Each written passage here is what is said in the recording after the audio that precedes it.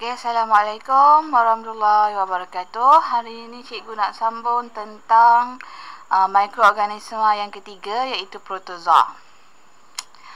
Okay, protozoa ni senang je. Awak ingat dia tu adalah animal. Dia adalah kategori haiwan. Okay. Kita dah panggil dia haiwan ataupun haiwan kecil lah. Haiwan mikrob. Kalau macam alga, dia lebih kepada tumbuhan. Protozoa, dia dah lebih kepada haiwan. Okay, sebab apa? Sebabnya zoa tu sendiri di belakang dia tu bermaksud berenang. Dia dah ada ekor untuk berenang ataupun bergerak. Okay, itu maksud protozoa. Itulah secara ringkas. Okay, jadi protozoa ni contohnya ada dua. Okay, contohnya ada dua. Okay, bentuk tapak kasut ni selalu kita jumpa macam tapak kasut ni. Cikgu lukis buruk sikit, tak apalah. Okay, tapak kasut. Lepas tu dia ada silia. Okay, dia ada silia, bentuk tapak kasut. Lepas tu dia ada vakuum mengecup macam bintang ni. Lepas tu dia ada makronukleus yang besar. Ada mikronukleus yang kecil. Okey, ini adalah makronukleus yang besar. Dan awak nampak yang kecil, dia ada mikronukleus. Dan yang bentuk bintang ni ialah vakuum yang boleh menyimpan air. Penting untuk proses osmosis dia lah, proses pergerakan dia, mengecut. Kemudian yang bulu-bulu ni kita panggil dia silia. Dan yang titik-titik macam ni standard lah, cytoplasma. Okay. Lepas tu bahagian luar ni membrane cell. Okay. Ini kita panggil sebagai paramecium. Paramecium SP titik garis. Sepatutnya kena italic kan. Jadi cikgu takkan nak italic, cikgu garis. Okay, adalah paramecium. Okay, next contohnya ialah kita ada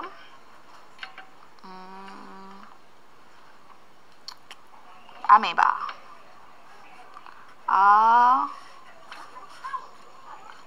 Amoeba. SP ameba. Okay, ameba ni bentuk dia macam tai burung ataupun ludah. Awak ludah air liu.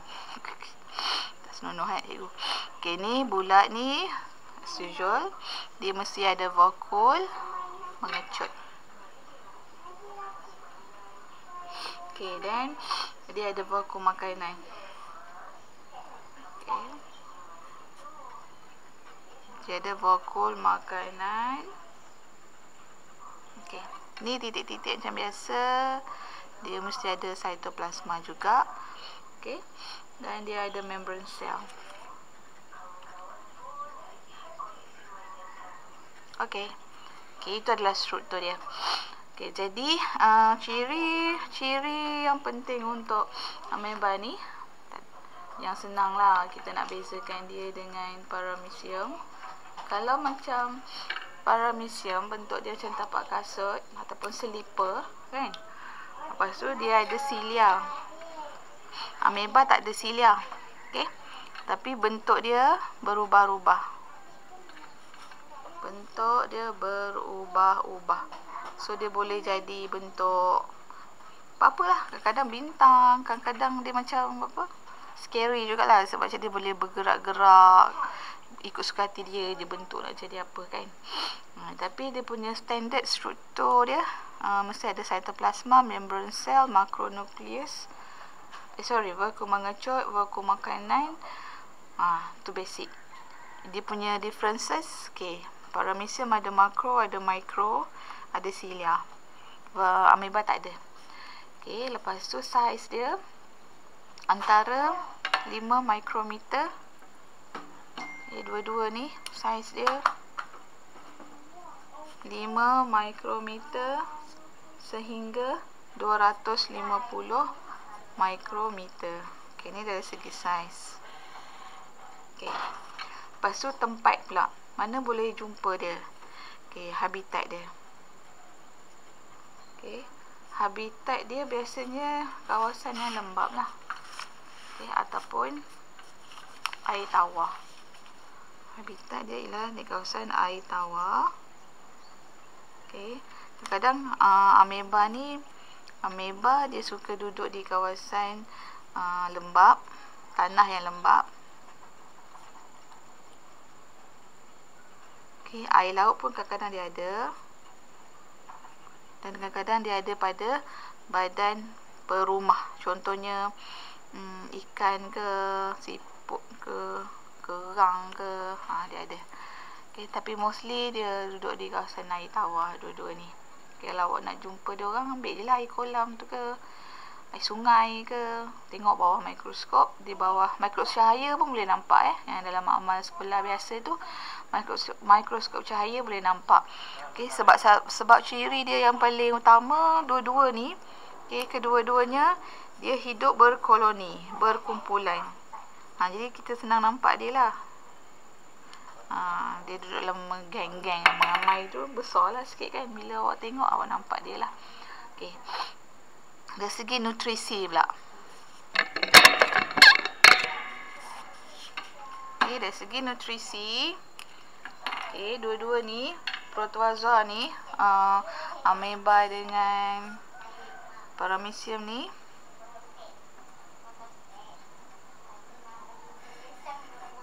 okay, nutrisi dia macam mana?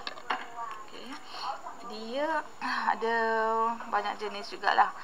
Sometimes ada protozoa yang dapat jalankan fotosintesis seperti Euglena, dan ada yang bersifat parasit seperti Plasmodium. Okay, so kita tahu ada yang boleh jalankan fotosintesis. Maknanya dia ada klorofil dalam badan dia, dalam struktur dia ada ada kloroplas. Contohnya ialah Euglena. Okay, Euglena sp. Dia boleh fotosintesis. Ataupun ada juga protozoa yang bersifat parasit. Okay, yang ni contohnya ialah Plasmodium sp. Plasmodium sp ni yang banyak menyebabkan penyakit Plasmodium ni. Okay, ameba pun kadang-kadang ada juga parasit. Tapi kalau macam ameba, dia lebih kepada fagositosis. Fagositosis ni maksudnya dia menggunakan unjuran dia. Okay. Dia ada kaki palsu. Apa maksud fagositosis ni? Unjuran kaki palsu. Dia pakai kaki palsu. Dia tak accident pun dia pakai kaki palsu. Yang nama dia kita panggil pseudopodium. Okay. Pseudo ni ialah palsu. Pseudopodium. Okay, podium ni unjuran. Okay, maknanya bila dia dah nampak makanan, dia akan kepung lah. Dia akan kepung dan dia akan cernakan nutrien tersebut. Nutrien yang diperolehi daripada makanan tu lah. Okay. Kalau berkonteks ni lah. Okay. So contohnya ameba, dia jumpa makanan, ni makanan, dan dia bergerak ke arah makanan. Ni adalah pseudopodium. Ameba akan mengepung makanan menggunakan unjuran kaki palsu dia tu. Maksudnya pergerakan cytoplasma dia lah sebenarnya. Sehingga mengepung dan bila dah terkepung makanan tu, dia akan membentuk vakum makanan lah. Yang ni kita panggil vakum makanan. Kemudian enzim akan dirembeskan, dia keluarkan enzim dalam tu, dan enzim tu nanti dia akan hancurkan makanan dan dia akan menyerap nutrien daripada makanan tu. Senang je. Okey. Itu adalah nutrisi. Kemudiannya cara pembiakan. Okey, cara pembiakan.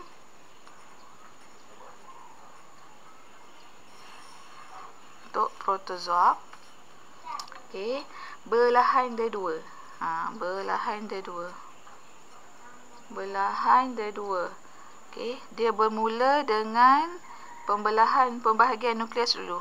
Bermula dengan pembahagian nukleus. Next, barulah pembahagian cytoplasma. Okey. Jadi paramecium spesies dan ameba spesies membiak secara XX melalui belahan dua. So belahan dua ni XX lah, dia tak memerlukan gamet.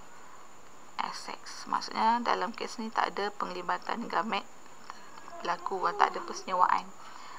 Okey, kemudian dia akan membentuk dua sel anak yang mempunyai bahan genetik yang serupa dengan induk. Jadi ini je. Contohnya cikgu lukis ameba. Ini adalah ameba. Okey. Mula-mula sekali pembahagian nukleus dulu. Okay.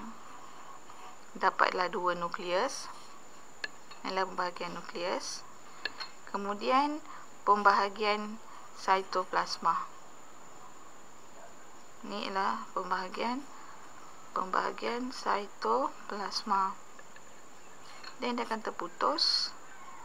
Hasilkanlah ameba yang baru. So, ni adalah anak. So, ciri dia sama, bahan genetik sama dengan induk. Bahan genetik anak sama dengan induk. Okay, sebab dia bahagi secara dua je. Tapi kalau paramecium, dia juga membiak secara konjugasi. Kalau konjugasi tu maksudnya dia pembiakan seks lah. Dia melibatkan gamet. Okay. Dan berlaku pertukaran bahan genetik. Jadi, dia melibatkan pertukaran bahan genetik sebab dia melibatkan ada gamet. Jadi, ada dua paramecium. Okay, satu, dua. A dan B. Kemudian, dua paramecium ni, okay, A dan B. Okay, dua paramecium ni akan menempel dan berlaku pertukaran bahan genetik kat sini. Pertukaran bahan genetik.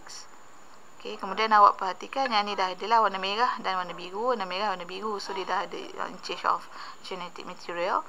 And then, satu ni nanti akan bahagi dua. 4 sel anak. Dia dah lagi cepat lah. Dua paramecium menghasilkan 4 sel anak.